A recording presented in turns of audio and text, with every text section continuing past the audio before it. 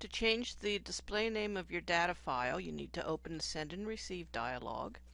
To do that, press Ctrl-Alt-S on your keyboard, then click the Edit button. Select your account if you have more than one account. Click Account Properties and type in a name. Click OK and then return to Outlook. You'll see that the name was changed in the folder list.